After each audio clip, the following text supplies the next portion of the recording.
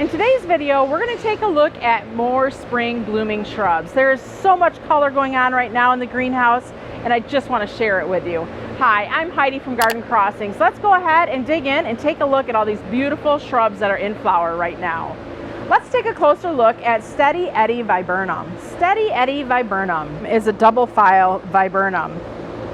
It's hardy in zones 5 to 8 and gets about 4 to 5 foot tall and wide at maturity. It likes to be grown in moist, well-drained soil. If you feel that pruning needs to be done on your Steady Eddie, we recommend doing so after it's done flowering. This plant is the perfect size for a specimen, for hedges, or even foundation plantings. It likes to be planted in full sun to part shade locations. And the nice thing with this viburnum is it's a re-blooming viburnum. Kind of as the name implies, Steady Eddie, it just kind of keeps on going and flowering throughout the season. Steady Eddie Viburnum is an improved summer snowflake with more flowers in the spring and the ability to rebloom throughout the summer. More flowers means more beauty. Enjoy the beauty of Steady Eddie Viburnum. Enjoy the summertime blooms of Fairy Trail Bride Cascading Hydrangea. Let's take a closer look.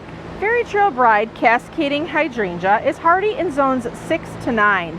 It gets about 4 foot tall and 4 foot wide and has a wonderful cascading habit.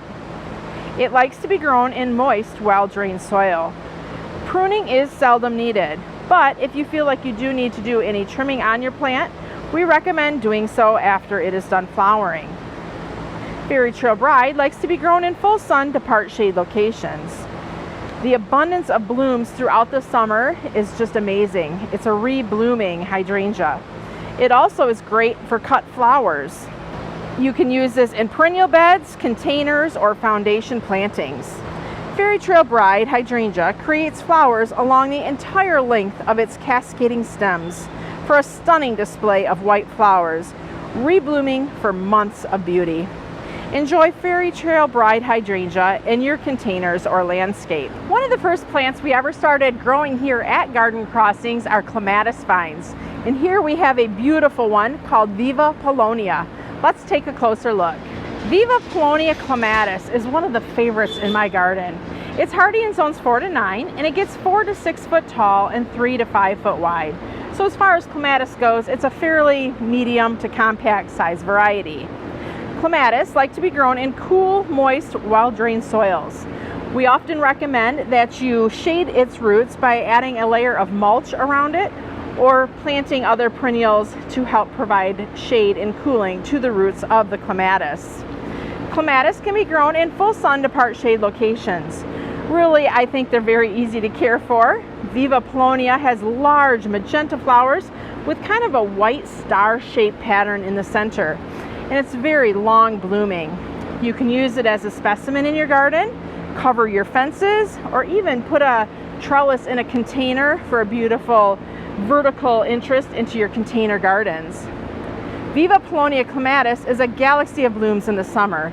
Each magenta red flower is graced with a white star in the center for extra celestial appeal. Low maintenance and so showy. Viva Palonia clematis is sure to be a winner. Have you ever heard that clematis are the queen of the vines? Let's take a closer look and find out why. Clematis stillwaters. This is one of the beautiful clematis I have in my garden. I have it on a obelisk that it's about a 5 foot obelisk and it's absolutely beautiful. Clematis stillwaters is hardy in zones 5 to 9 and gets only about 4 to 7 foot tall. So for my structure that I have, it's a 5 foot structure, and as the plant gets to the top of it, it just kind of weeps over the edge and just goes up and kind of flows over. So it's really a stunning look in the garden. Clematis like to be planted in cool, moist, well-drained soils. So what we do in our garden is we'll put a layer of mulch around the roots, or else I'll plant around it and let other plants give shading to the roots of the clematis vine. They like to be planted in full sun to part shade locations. I feel the more sun they get, the more flowering you'll find the plant to do. They're quite easy to care for, and I love the color of this one. This beautiful lavender with the magenta centers and the nicely ruffled edges.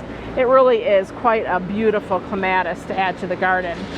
If you do feel like you need to prune, because pruning is one of the biggest questions with clematis, how do you do it? I recommend in the spring pruning it back to about 2 foot. The lavender blue flowers of Stillwater's clematis are an icy blast of beauty in the hottest of months. This vigorous, easy to grow vine blooms late spring through the summer.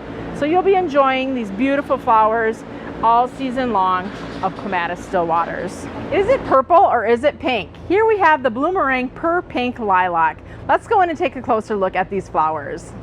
When naming Bloomerang Per Pink, there was kind of a discussion over if these blooms were actually purple or if they were pink, and multiple people saw it multiple ways. So why not combine the purple and the pink and give it a fun name of Per Pink? Bloomerang Per Pink is hardy in zones 3 to 7, and it gets 3 to 5 foot tall and 2 to 3 foot wide. So just a little bit taller than what it actually gets wide. It likes to be grown in moist, well-drained soil. If you feel like trimming needs to be done on your lilac, we do recommend trimming after the first cycle of flowers in the spring. And the Bloomerang name, what that implies is that it's a re-blooming lilac. So although your first flush of flowers in the spring are going to be the most prolific, you will be enjoying the lilac flower and scent throughout the summer. They like to be grown in full sun locations, so at least 6 hours of sunshine to have the best flowering on your plant. It's considered a 3-season lilac, spring, summer, and fall, because you're going to get blooms throughout the entire summer season.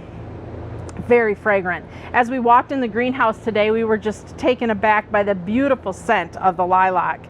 It's compact habit, only getting up to 5 foot tall. A lot of the old-fashioned lilacs, they'll get 8 to 10 foot tall, so this is a great compact variety for borders, foundations, or even container gardens. Enjoy the beautiful blooms all summer of Bloomerang Per Pink. Simply sensational, as the name implies. This is a super fragrant sweet shrub. It smells like bubble gum. Let's take a closer look. When walking through the trellis garden when I first saw this plant, I was absolutely taken aback by the sweet fragrance of these flowers. One of the most fragrant sweet shrubs out there is the Simply Sensational. Sweet shrub is a native plant that lives up to its name. The burgundy summer blooms give off a sweet aroma of strawberry or pineapple. I kind of feel like it smells like bubble gum, like juicy fruit gum, and it's got really great, bold, glossy foliage. Simply Sensational likes to be grown in zones 4 to 9, so really a very long spectrum for the hardiness zones. It gets about 6 foot tall and 4 to 5 foot wide. It likes to be planted in moist, well-drained soil. If pruning is needed, we recommend pruning in the spring. It likes to be planted in a full sun to part shade location. I feel like though the more sun it gets, the more flowers you're going to see. As I mentioned, it is a native shrub, very fragrant, with an abundance of blooms.